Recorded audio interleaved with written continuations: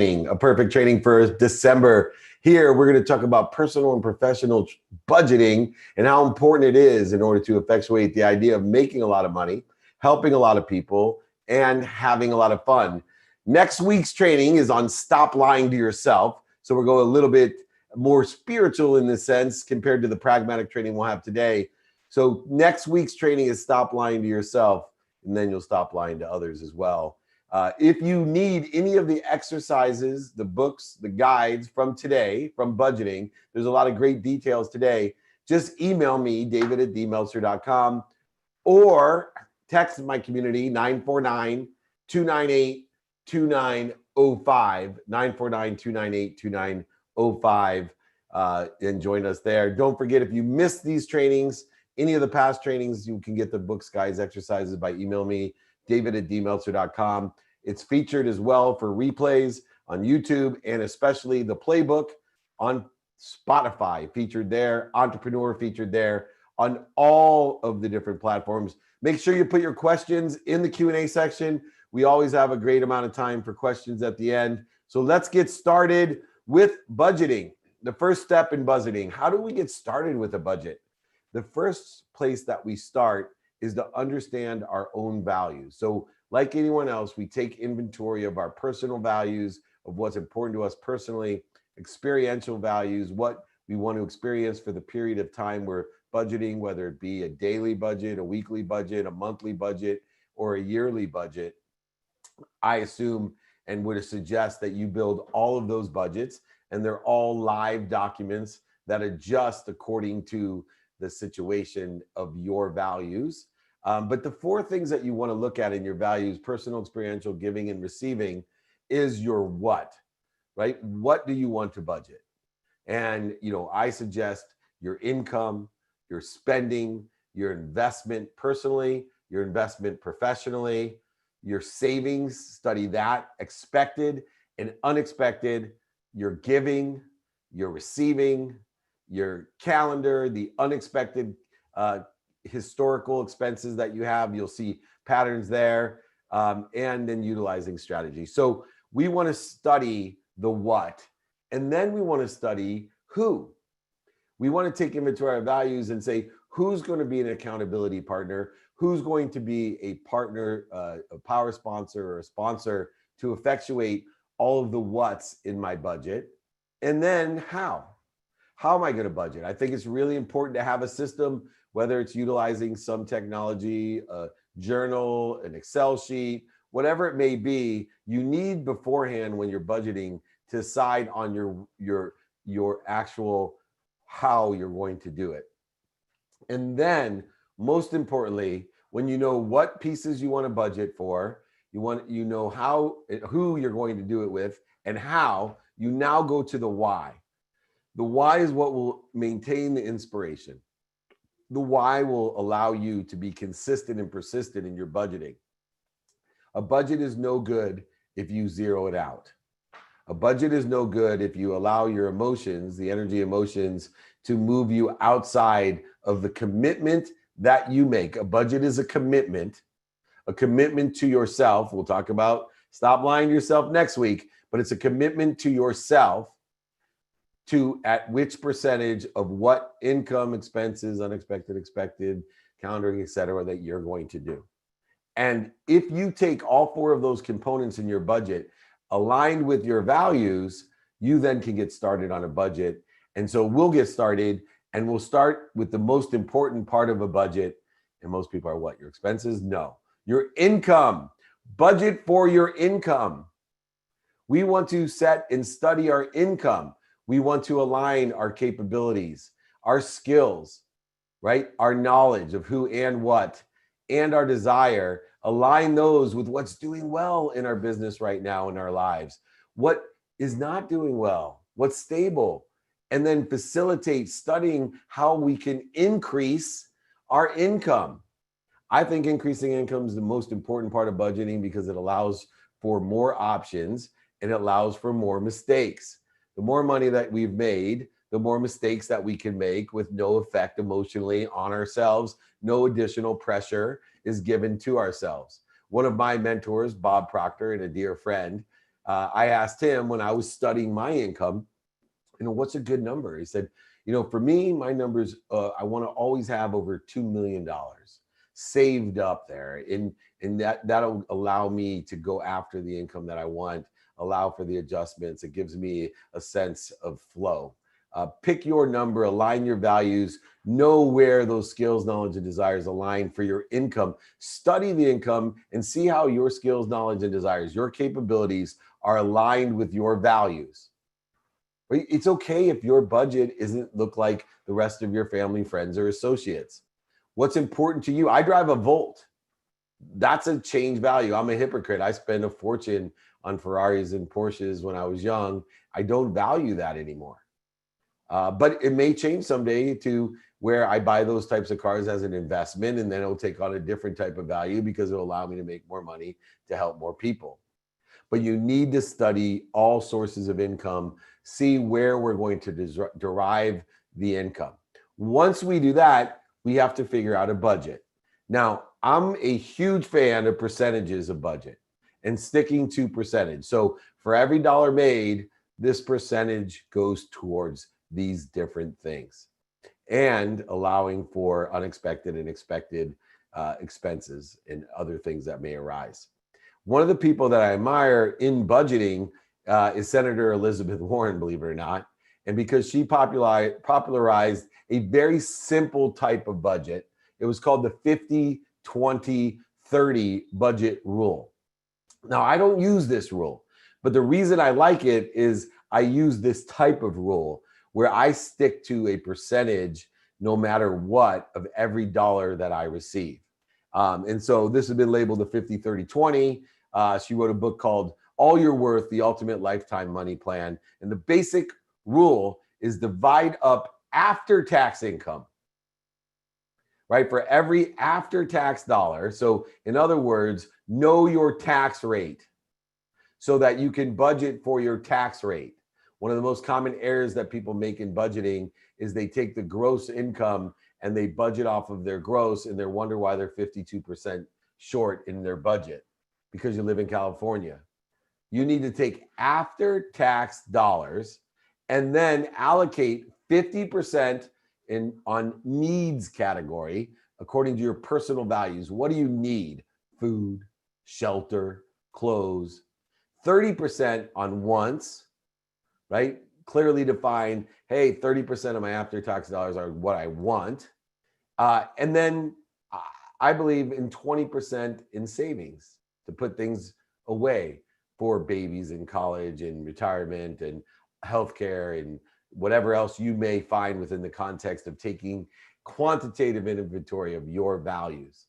So if you study your income and you can increase your income by aligning your capabilities, what's doing well, what's stable and what's not doing well, that may do well in the future, and then utilizing something like, if not exactly, the 50-30-20 rule of after-tax dollars, where you can go ahead and 50% on needs, 30% on wants, 20% on savings. Now we have a discipline. That means for every dollar, let's just say 50%, 50 cents is taxable. So out of every dollar, 50 cents goes to taxes. After tax dollars, 25 cents would go to your needs. Then 20 cents would go towards your wants. And then 10 or whatever the remainder would go towards your savings.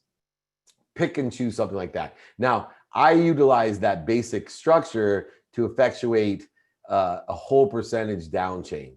So because I believe that I live in a world of more than enough, a limitless world of everything for everyone, I just believe that I can go ahead and take a percentage relative to who's closest in my personal values. So my own family, that gets a certain percentage. Then my extended family gets a certain percentage. Then my associates in business gets a certain percentage. Then my local community, then my state community, then my country community, and my world community all get a predetermined, disciplined, strategized after-tax dollar percentage. Therefore, throughout the entire 2021, next year, I will not have to think of anything other than what? Making money. All I want to focus in on, because it's already predetermined in the distribution of where it's going, 100% is coming through me in a world of more than enough to be appreciated by others and me, meaning adding value to others and myself by giving it all away. We start at nowhere. We're now here and we'll end up nowhere. That's why that jacket my dad gave me has no pockets, because you can't take anything with you when you're gone. You basically are here to give everything away. That is your purpose, to allow things to come through you with appreciation. And if you want to do that effectively, statistically, and efficiently, you need to budget it and predetermine the percentages of after-tax dollars in order to effectuate a non-emotional distribution channel to help you and everyone else that's relative in your life, from local, state, national, and international relationships. After we decide and focus in on the capabilities and the income coming in, trying to double the amount of money that we make as fast as we can by focusing only on receiving so that we can utilize the predetermined giving percentage-wise, we want to study that spending. We want to study what the spending is on what we need. We want to get the best deals. We want to study what we need, make sure it is what we need. It's not just something to make us happy, and it's something that we want. You need to make sure that you have a very, very thick line between need and want. You need to practice determining, is that something I need, right, to get my primal necessity, or is it something that I just want? And when we do that, we start training our emotions to distinguish between what we need and what we want, which is a very valuable budgeting tool to recognize when we're through impulse shopping lines and online and QVC and all the other things that are subliminally and subconsciously attacking us to feel as if we need it. We need to practice the muscle to say, I don't need it.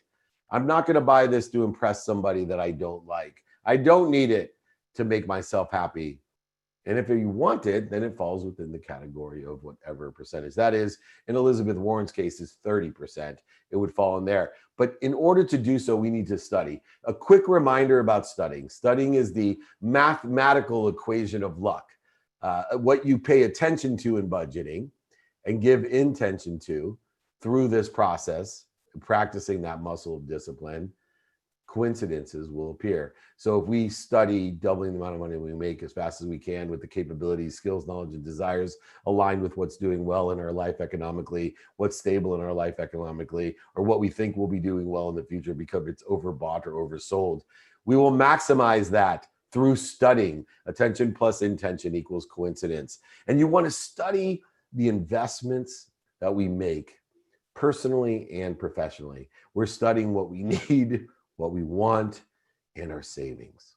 We're studying it. We're asking for mentorship. We're finding people that sit in the situation that we want to be in. One of the biggest and funniest things that I see happen, and I have done this, I'm telling you, I have been manipulated, oversold, back-end sold, lied to, and cheated so many different times by financial investment people, fiduciaries and such, all telling me that they understand and are lying and they're in the business to take care of me. And then they go ahead and, turn out to be oversellers, back-end sellers, liars, manipulators, and cheaters, because it's so easy to do in the profession. And guess what? Most of them I should have known better, because they didn't have any money. Go to the people that have money. Ask them for directions. The easiest way to get to where you want to be, especially budgeting and economically, is find someone that sits in the situation that you want to be somewhere, and find someone that is where you want to be. Ask them for directions. Ask them what they're investing in. Most of the things that we invest in are not closed. When we make investments, as much as people say, it's going to close, there's no room. I've never seen a deal where they didn't take your money. We're oversubscribed. No shoot, Sherlock. Don't have a scarce mentality. Use mentorship. Study your spending. Study your investment, both personal and professional investments. Study those things. Next, study your savings. And in order to study for savings, you need to know what you're saving for. What are you saving for? I kind of make a list. Is it a baby, a wedding, a car, food, holidays, birthdays, home purchase? What are you saving for is so important, because there's different strategies, different timing and risk tolerance involved. Two of the key components in savings is to always do an assessment of your timing of what and your risk assessment of what. And so in that realm of the last percentage of savings, we want to make sure, as well as in investments, our timing and our risk tolerance are aligned with the inventories of values. And we do that with what? The only difference in savings is that we have to save for not only expected things like a car or a house or a baby, but unexpected things like a car, like a house, like a baby. So make sure that you're allotting and studying with attention and intention what you want. Don't vote for what you don't want. Don't look at what's missing in your life. You'll get more of what's missing. And that's a horrible strategy to use for savings. We want to focus in on what we do want. Remember, please put your questions in if you have them. I will be glad to answer them as we finish up these. I'm sure we have some in the exercises, guides, and books, david@dmeltzer.com. Make sure you go ahead. The next one, believe it or not, I think is the root of all bankruptcy. We need to study our giving. Why do I tell you it's the root of all bankruptcy? Is because most people that go bankrupt, they give too early and they give too often. They haven't taken care of themselves so they could take care of others. And they have these big hearts and they take care of others before they take care of themselves. And then pretty soon they can't take care of themselves or others. You need to study your giving. I predetermine all of my giving before a year starts. A certain percentage goes to charities in my family, locally in my community, statewide in my community, nationwide in my community, and internationally. And so, as it's predetermined for this year and allotted towards that with a very small discretionary fund for, the kids that come by with the lemonade and the Girl Scout cookies and other small things. But my larger giving is all predetermined so that I don't allow my kindness to distract me from my discipline. I would always, and because my ego and insecurity, I really need this, can I have a down payment for my mom's house? I can't. I'm not a bank. I can't afford to give it to you. I can't afford to lend it to you because I utilize a predetermined budget that falls outside my discretionary budget for emergencies for friends. I do have $1,500 though in that discretionary budget for the year. And so I'd like to allot that to you. Does that sound fair? A lot of times when in that savings or lending or whatever gifting situation, if you have it allotted, you're able to help people in a statistical way, but your emotions are extracted from the situation because that emotion will drain you, that you feel guilty or resentful or offended, all of the things that happen. It's so nice to have a black and white letter of law about giving and studying that giving of how we do that. When we preset percentages, we are actually giving us a tool to extract our emotions. When we preset the 50, 30, 20, when we preset the relativity of distribution from our families to the local, to the state, to the national, to the international, when we preset that, it instantaneously takes us from the emotional side to the pragmatic side, that we just have to look down the letter of the law. We just have to look down our book or our Excel sheet or our journal and say, this is how much discretionary budget I have, allotted budget I have, remaining budget I have, with no emotions. Because you don't have it, because you've predetermined it. You've extracted and detached your emotions, which, remember, the number one reason people go bankrupt is they give too much and then they can't take care of themselves. There's not one person that's gone bankrupt that hasn't given too much away. If they would have used this great philosophy, they would have had plenty of savings. And guess who the number one perpetrator of that was? Einstein here, right here, Mr. Einstein. My emotions got the best of me. Anger, greed, frustration, anxiety, resentment, guilt, acknowledgement, separate, inferior, superior, all those feelings forced me to give outside of what was practical, pragmatic, and predetermined. The next one is one that may not be surprising to those people that listen to me, and it might be for those who don't. I believe studying your calendar is a great way to tie in expected and unexpected budgets. We cannot rely simply on our memories. So because we are students of our calendar, every day we are studying what we have planned, what we don't have planned, and our sleep. If we historically look back 1 year, 2 years, or 3 years, determinative upon how often we are a student of our calendar, we start seeing patterns. We start seeing patterns about, house repairs or vacations or additional spending, wants and needs. We start seeing also birthdays and holidays and other things that we should expect, but become unexpected expenses that allow us to give too much and then go bankrupt.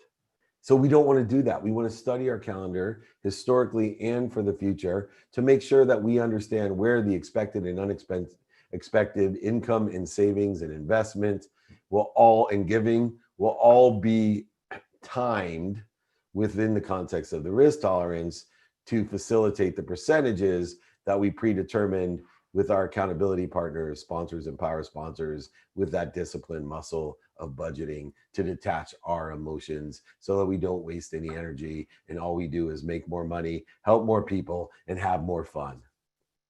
So be a student of your calendar, and all unexpected expenses will soon be expected.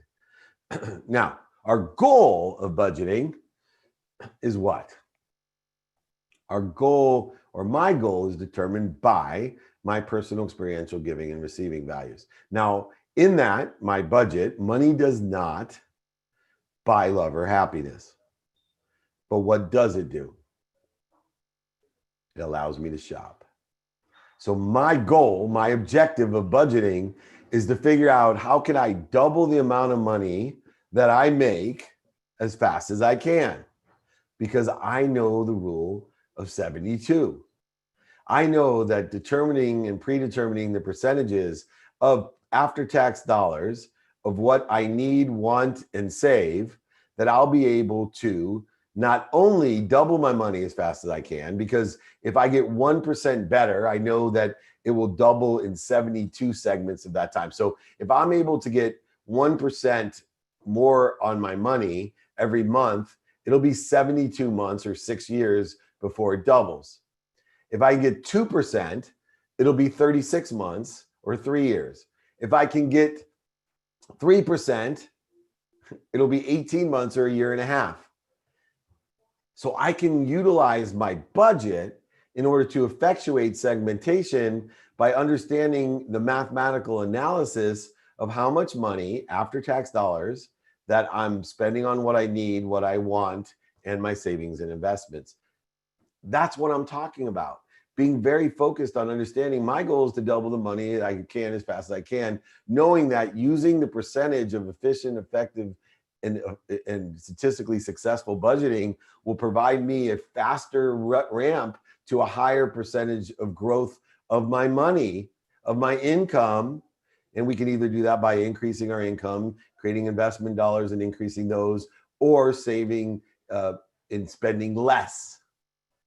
All are determined by your values are, personal, experiential, giving and receiving, your who you know to help you, your how are we going to do it with the people who we know, and most importantly, tying in our why to allow everything to come through us to live in a world of more than enough of everything for everyone. How do we finally make sure this happens? You need to enjoy the consistent everyday, persistent without quit pursuit of this capacity. You need to be consistent. The hardest part about budgeting is that people are not consistent of either budgeting itself or executing on the budget. They allow their emotions to get the best of them.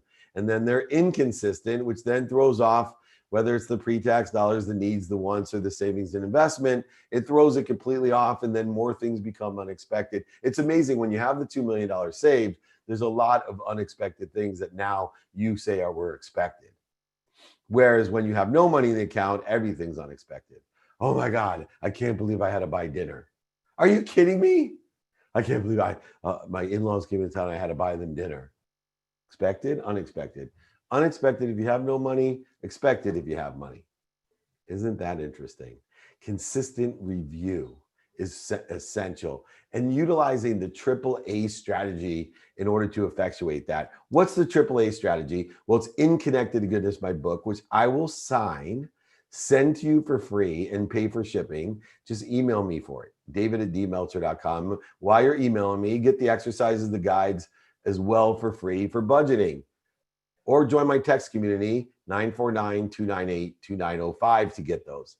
But utilize the AAA strategy, which is number one, always when we review, get aligned with your values. Why? Because you're not afraid of being a hypocrite. Your values may have changed since the last time you budgeted. So you can what? Take action. When you get alignment with your budget, you can take the second, take action, and then the third A, make adjustments. Budgets are adjustable, but unless you're consistently and persistently reviewing and executing on that budget, you're not going to be able to make more money, help more people, and have more fun. You're not going to be able to detach your emotions from the outcome to effectuate doubling the amount of money as fast as you can by increasing the percentage of what your income is, either by creating more wealth or saving more money or being more efficient in your expenses, allowing you to double faster the amount of money that you have, not so it can buy you happiness or love, not because it'll buy you things you don't need, not because it'll buy you things to impress other people, not because it'll allow you to buy things to impress people you don't like, but because it will allow you to shop. And if you're taking inventory of those values with the AAA strategy, alignment, action, and adjustment, you will shop for the right things according to the percentages that were allotted without emotional interferences, voids, shortages, and obstacles,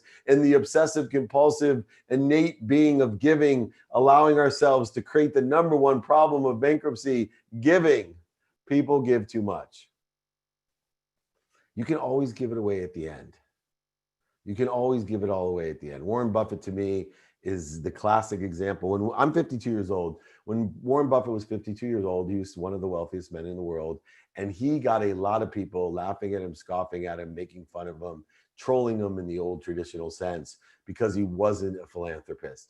He wasn't giving any of his money away. He wasn't spending any of his money. He was living in a normal house. He was the guy next door, an Oldsmobile, a normal house in Nebraska. And people laughed at him, scoffed at him, made fun of him.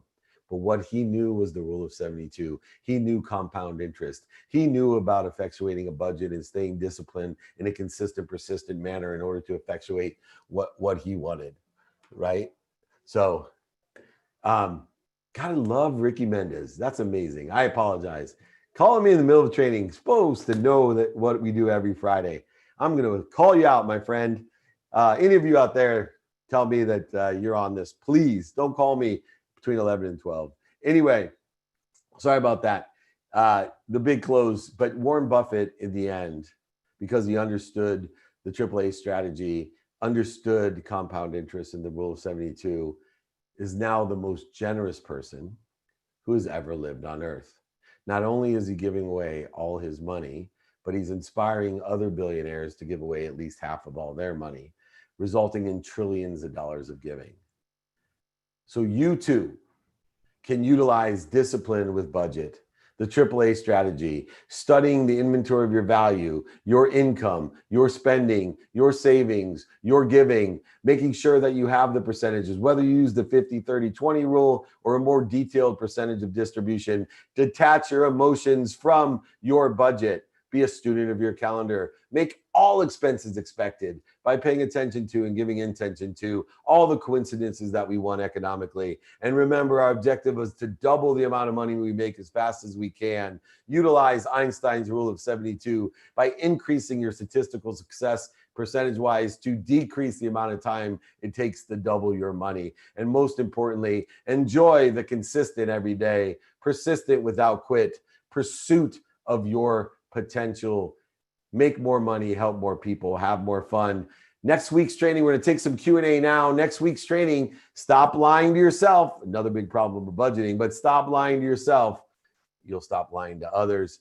Get the guides, exercises, books for free. If you missed any of this or want to send it to a friend, all the replays of all the trainings are featured on Spotify. It's called The Playbook. It's featured on Entrepreneur and all other methodologies as well and mediums. Make sure you like it and swipe it up and review it for me and send it to friends. Remember to share my content and do good deeds all the time. Also, I just finished 2-minute drill, the filming of it. We're airing on Bloomberg Network TV in January. It'll be on Amazon Prime Video, featured there. It is the best project I've ever worked on, the best show I've ever worked on. And if you want to be on the show, there's over $50,000 of cash and prizes every episode. dmeltzer.com/pitch or email me, david@dmeltzer.com. Thank you so much. Let's take some Q&A. They're loaded up in there. We'll get right to it. All right. Where do you see young people wasting their money? On their values. They don't save. And here's the interesting thing about Einstein's rule of 72 is the best time to save is when you're young, because then you can stop saving.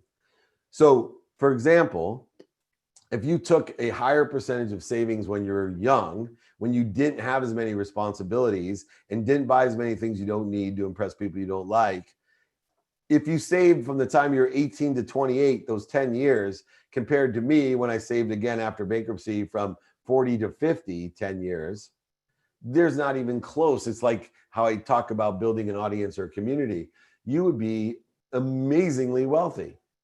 So utilizing the rule of 72, if you're looking at 10% on your money in the rule of 72, that's 7.2 years. If your money doubles every 72 segments and you're getting 10% a year on your money, in every 7.2 years, your money's doubling on its own. So the younger you save your money, the more it can double. So if you do save, I'll take a small amount. Let's say in the first 10 years of your life from 18 to 25, you save just even $1,000 a year. So you have $10,000 a year in 10 years. Then in every 7 years, it goes to 20, 40, 80, 160, 320, 640, $1.28 million by the time you're my age. All I'll have in 10 years if I saved, $10,000 a year is 100,000 compared to 1.2 or more million dollars. The biggest thing that people waste their money is they don't save. Young people save. If you save every 20% of everything you ever make and live within the means of after-tax dollars within the context of saving that 20% in the most conservative guaranteed savings, you will be a multi-millionaire before the legal retirement age, never having to work again. Guaranteed. What's the best investment you've ever made? In myself. But beyond that, the investment that I consider the best investment I made, according to and aligned with my values, is my beach house in San Diego, because I not only does it make money, appreciating in value, but I enjoy it myself as well. So not only does it derive income, but it is my happy place. Because it is my happy place, it allows me to make more money, help more people, and have more fun. I share with my family and friends. So my beach house by far is the best investment that I've ever made because it's aligned with my values. Now, may not be in 10 years, but today that's the best one that I've made. How should a college student budget their money? Well, determine upon your situation, not after-tax dollars may not be as damaging if you're a college student. 2, you may have extra sources of incomes and loans. So, ironically, the financial literacy necessary in order to effectuate the 50-30-20 rule of Elizabeth Warren or any type of subsetting of that I would do, it becomes more complex actually, and you have less situational knowledge. And so I think more than going to a counselor and figuring out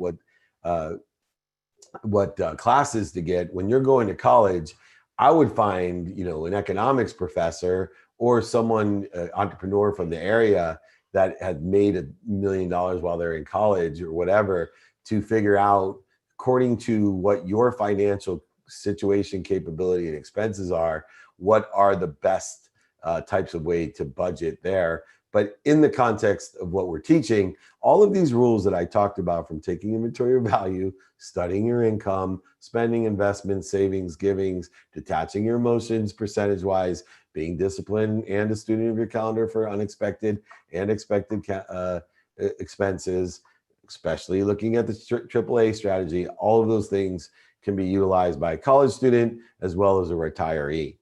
I'm given an allowance every week. How do I save up this money?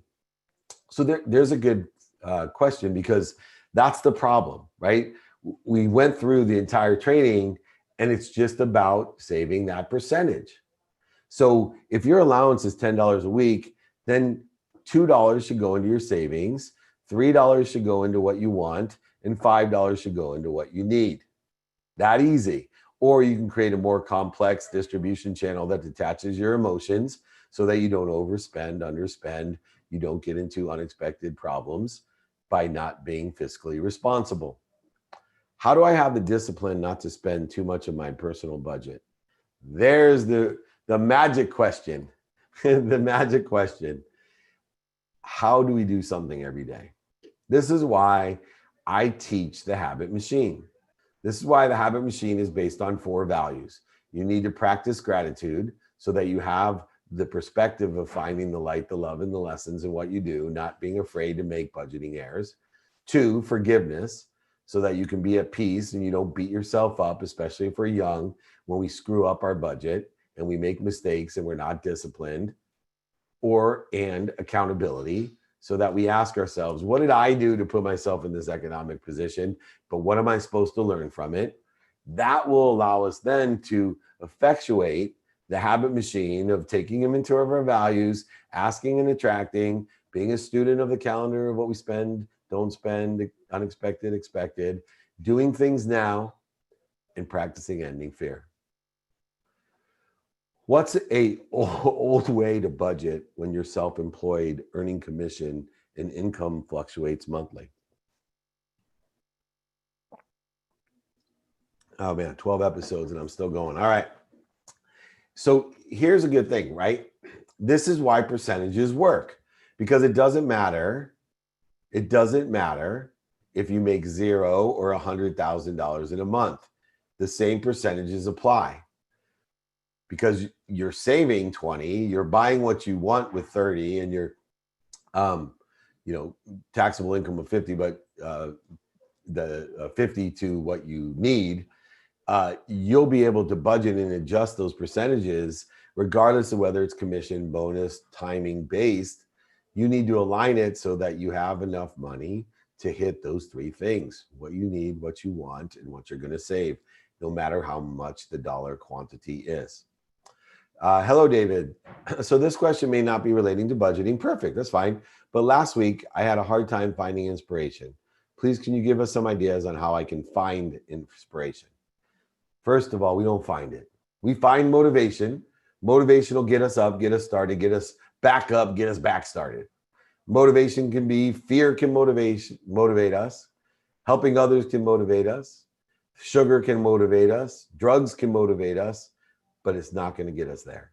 It's not going to give us the inspiration. And the first step in finding inspiration is to come to the agreement and understanding that you are always in spirit, that you're always connected to the greatest source of power, light, lessons in the world. We are part of a source of not only connected to the light, the love, and the lessons, but to everything else. And I think once we raise our awareness that our job isn't to see or to try to connect to inspiration or find inspiration, it's to clear away the clouds, the darkness, the interference, so we can see what we're connected to, so that we can realize that we are connected to an unbelievable source. If you knew what walked with you, right? Stop worrying about the mountains. You are connected to what creates the mountains. And we have to realize that. So let's separate motivation from inspiration. Let's put a consistent purpose of hope and faith. A certainty of hope is what I'm looking for.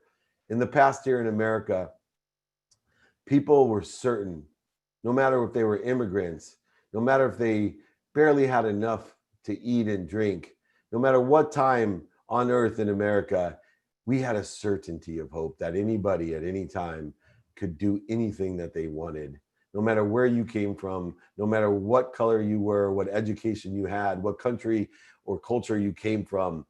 You had a certainty of hope that you could make it. We need to refine that, redefine that. We need to re-engineer that to understand that we have a certainty of hope. And with that certainty of hope will come the clearing capability between you and that which inspires all of us, since we're all connected. What are your thoughts on having a financial planner? A financial planner is a mentor. The key question is, what's your thoughts on finding the right financial planner? One that actually knows what they're talking about. One that won't back end sell you, lie to you, cheat you, manipulate you. Every single financial planner, including the one that I have today, who would rather lose his own money than mine, is not 100% honest, and they're not 100% accurate on the details. They're always back end selling you. They're always learning themselves.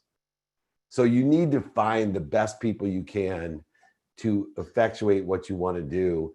And you got to do two things. Number one, you have to trust them, but more importantly, you have to vet them. You are accountable for the vetting process of any financial planner. You should have a mentor for all aspects, from sleeping, coaching, expenses, but a financial planner, for the amount of time which they spend in order to effectuate what you're doing, you may want to have one, because your time could be better spent making money, and allow them, with the vetting process and trust, to utilize the rule of 72 to help you grow your money. How do we pick good stocks? So for me, I don't play the stocks for one reason. It's because for me, I don't have any certainty in the stocks. There's too many variables that exist because they're based on the future, and the future is always uncertain.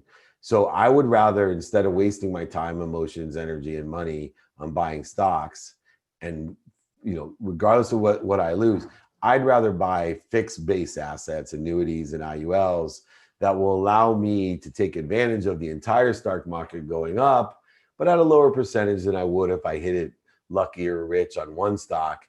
And then, most importantly, allowing me to have a cap bottom, that if the stock market crashes, not only do I am guaranteed 2% on my money, but even more importantly, I get a reset down to the lower, so I get to ride back up the other side.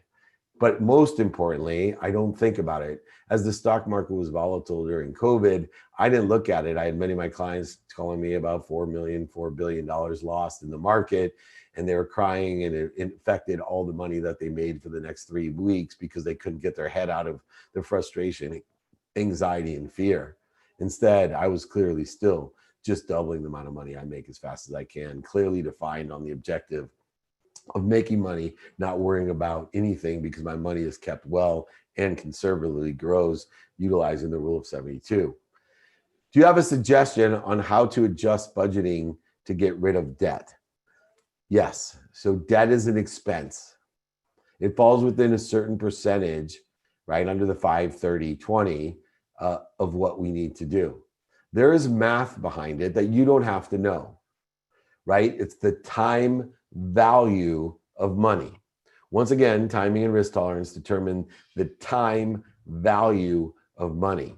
And what I would suggest is that you work with someone that understands the math.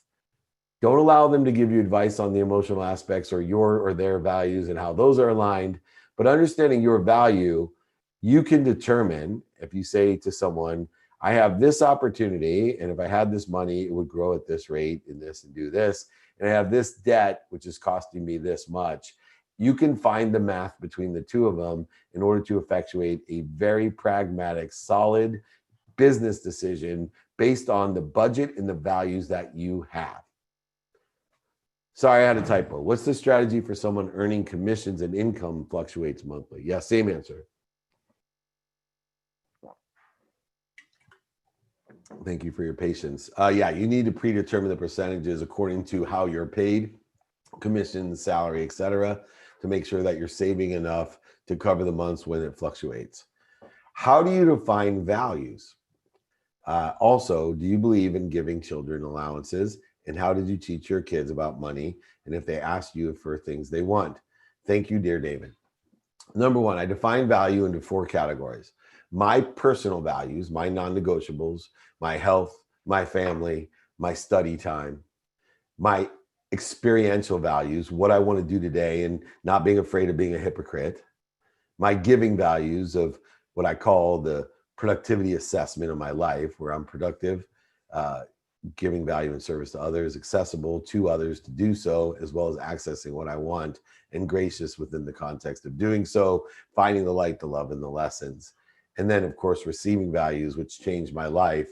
As I noted before, what's the number one reason people give bankrupt? Because they give too much. They give too much, and then they don't have anything themselves to give. You can't give too much. You need to receive more than you give. And the more that you receive, the more that you can give. The more you receive, the more generous you'll be. Have faith and trust and certainty in your own hope and also your generosity and your own character and intention. If you were 100% sure that you were willing to give everything away, why wouldn't you focus on getting as much as you can? The thing is, most people aren't 100% confident that they would give everything away. They live in a scarce world and they pretend with a misnomer, the more I give, the more I receive. And they end up in this terrible emotional construct that allows them to give too much to prove something to someone other than just utilizing math in order to effectuate growing their money so they can give everything away when they want to give it away at the greatest return. Children's allowances. Yes, I believe in giving children's allowances in order to teach them how to budget. I also teach them about money by what I do. The biggest thing that I've done to teach them about money was lose everything and allow them to sit there when the sheriff came and put a big foreclosure sign on our house and took our furniture, and we moved into a small rental with rented furniture and 1 car. And I allowed them to see that. And I told them I was accountable, and I taught them. I also do fun things with my kids to make money. When they ask me for additional money, I always say how. I could have a 16-year-old ask me if they wanted to buy a Ferrari. Not my problem. Of course you can have a Ferrari. How are we going to do it? I may offer them a deal that I'll match you dollar for dollar if you want a Ferrari. As soon as you get $100,000, I'll put $100,000 off. It would be worth it to me if my 16-year-old could make $100,000 to add $100,000 so they could have a Ferrari, learn from it, and sell it for $250,000 through the process of what I teach them and how to buy a Ferrari and make money off of it, and still have the experience of learning that a Ferrari is a dumb thing to buy if you're going to use it. Because if you use it, meaning if you drive it too much, it's going to break and it's super expensive. And if you don't drive it enough, it's going to break and it's super expensive. And as much as you think people are going to think you're cool, they're going to think you're an a-hole. And as much as you think it's going to be the best thing ever, you're going to spend more time worrying about spending money on your car than you will your health. But I digress. I utilize these techniques. My 10-year-old and I, we have a monthly routine in our neighborhood. We go out early morning to any of the yard or garage sales. We pick and choose items that we think will sell online. We go home, research those items online, find which ones we sell quickly at a high price. We go back at the very end of the yard sales or the garage sales, and I let him use his cuteness to tell them that he only has $100. And meanwhile, he picks up something for $2,000 and we flip it, and he makes $1,900 on a weekend, spending time with his dad, learning how to negotiate and utilize an emotional aspect to buy. People buy on emotions and sell on emotions for logical reasons. Dave, I've heard you say, including this morning, that 2020 has been one of your best years. It's my best year. Based on what you just taught us, I can understand planning ahead and budgeting. For many of us, likely, our income has dropped in 2020, and all our budgeting plus hoping to have positive cash flow is out the window. So how can we best recover? What we need to do is look inside of us, not outside of us. There's no uncertainty. There's just accelerated change. What you need to do, and what I coach everyone to do in my private groups, in my one-on-one, is to look at your capabilities. And the first step is, what skills do you have? What skills you want or need? What capability knowledge do you have? And knowledge of who? And what's your desire? And when you take those and align it And I use the stock market as my research tool to find industries, careers, opportunities. I look at the top 50 stocks that are doing well, and I tell myself, what do my capabilities have that are aligned with, supplementary to, or synergistic with those companies, careers, industries, positions that exist within the context of what's doing well. And then I utilize the exact same analysis with what is stable. I take the 50 stocks that haven't moved for the last 30 years, and I look at the industry and the companies and careers and positions that are available there, finding what's synergistic or supplementary to my capabilities, skills, knowledge, and desire. And believe it or not, the expression of God comes through me in genius of a great idea of what I could do. And then finally, if you do have some savings and you've utilized some methodology in order to effectuate, the 50-30-20 rule to your own pattern of your own AAA of alignment, then you can actually take some lottery tickets when there's accelerated change, because people oversell things and they overbuy things. And if you can use the stock market once again to see what's oversold or overbought within the context of industries, careers, positions, or companies, you can find more opportunity. Remember, with great change comes great opportunity. It's all a matter of your mindset, your heart set, what you're willing to think, say, do, and believe, and understanding your personality traits, your capabilities, skills, knowledge, and desire, your characteristics, your obsessions and addictions, finding out how we can align those, make them supplementary or synergistic to what we want. Yeah, all right, sorry. Whew. Got me on fire. I'm on a 2-minute drill. That was 12 episodes. Now I'm on this. This is great. How do we stay away from negative people when they are in your own family circle? That's a great question. So I have a great chain of feeding, regardless of whether it's a family member that we're in the same circle, same room, same house, or an associate in the same office, cubbyhole, or circumstance. There's a simple rule. In varying degrees, those people in varying degrees that feed you, feed them. Those people that don't feed you, allow them to fall away in varying degrees. Separate yourself in varying degrees, not just physically, but emotionally in varying degrees. Let them fall away.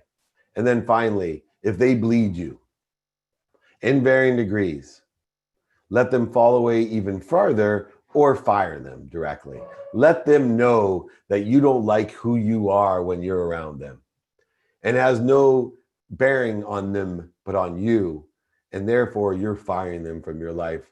Not to take offense, it has nothing to do with them. It's all about you, that you just can't feel good around them, and you want to tell them that you love them, appreciate them, pray for their happiness, but nonetheless, you don't like who you are around them. You got to do that. Remember, if you can re-engage, re-engineer, align into a feeding construct, or some sort of neutral construct where they're just separate in the varying degrees of how far they're connected to you, this all can be done. But if you need to fall away or fire, always leave with a parting shot of happiness. Always leave, because the truth is, if somebody was happy, they wouldn't have judgments or conditions on you. They are nobody that's happy attacks you. It wouldn't even look right on a cartoon, right? Somebody super happy attacking you. No, not happening. So pray for their happiness. Contribute to a mutual objective of both of you feeling good. Dave, great to be here with you. Through your experience, what is the single most lesson you have learned about managing your finances? Could you expand on studying your income and immediate action people can do to increase their income? Yes. My biggest lesson was where my attention and intention were. I was great at making money, and then I took my attention off of making money, and I started putting my attention on spending it, investing it, and saving it. And I wasn't as capable at what I was investing in or spending in. And all my time, money, focus, resource, my clarity, my balance, and my focus all went to making money. And then when I made a ton of money at a young age, it slowly but surely went from 100% of my time making to 90 to 80 to 70 to 30 to 20 to 10. And once again, That's how you end up bankrupt, because you're giving more than you're receiving. Right now, my primary role, primary lessons is that I want to find a distribution, predetermined, not emotional in any aspect, that will allow me to double my money as fast as I can without me paying attention to it at all, so that 100% of my attention is in receiving and making and gaining income, allowing it to come through that automatic machine of distribution in order to double itself as fast as it can without any of my attention. Why is that such a great lesson? Let me explain mathematically what I'm saying. If I make $1 million a year and then I invest it over here, and I worry about the $1 million over here, and it takes 7 years for me to double it, so it turns into $2 million a year in 7 years, but I also run the risk of losing it all because I'm investing it, and then I'm also paying attention to it, so I'm taking away. So now what happens over those 7 years is I go from 1 million to 900 to 800 to 600 to 4.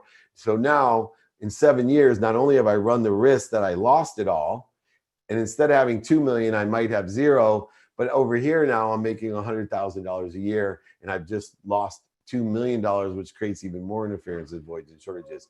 Stop paying attention to the rule of 72. Allow something, a vehicle, to utilize itself, that you can put 100% of your focus over here. Because if I would have went from $1 million to 2 million to 4 million to 8 million to $16 million of just making money with 100% of my attention, and all of that percentage went over here and it made zero, I would have ended up with way more money, and still will. And that's what I do. I focus in on doubling the amount of money I possibly can in the income side, as well as without any attention, allowing my money to double as fast as it can on the saving or investment side. And it's worked really well. Thank you for the valuable information. Do you believe low risk or high risk investments are better to pursue? What examples of investments do you recommend best return on investment? Well, I believe, as I just stated, only guaranteed investment, because my best investment is in myself. And if I'm investing in myself, then I'm only focusing in on doubling the amount of money I can make as fast as I can, and allowing the lowest risk investment with the highest return, meaning the rule of 72 would apply, that if I can find things like annuities and IULs that I know will double somewhere between 5 and 7 years without me paying any attention to them, without any risk of losing money, zero risk, then I can double over here in 5 to 7 years what I'm making, and double over here what I'm making, and I end up quadrupling or octupling everything that I make, like septillion. That's 26 zeros. Anyway, that's exactly what I do. Okay, last question. Where can we learn about the rule of 72 and get trainings on budgeting? This training, by the way, I have forms, guides, exercises. I have a book. I'll give it to you for free. Email me at david@dmeltzer.com.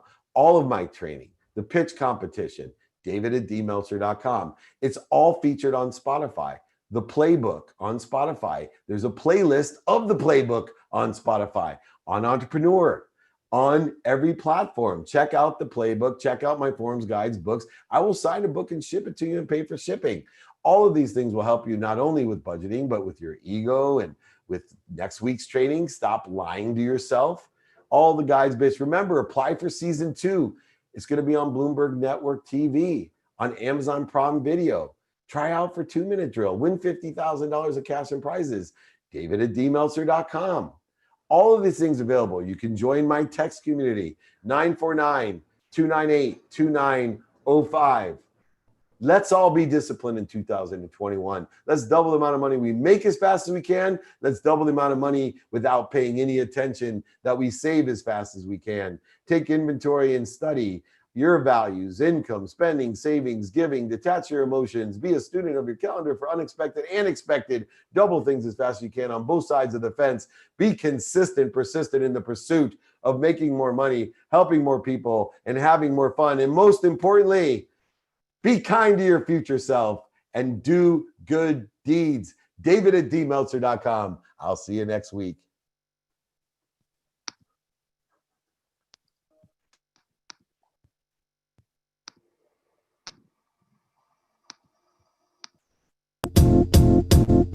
It might seem crazy what I'm about to say.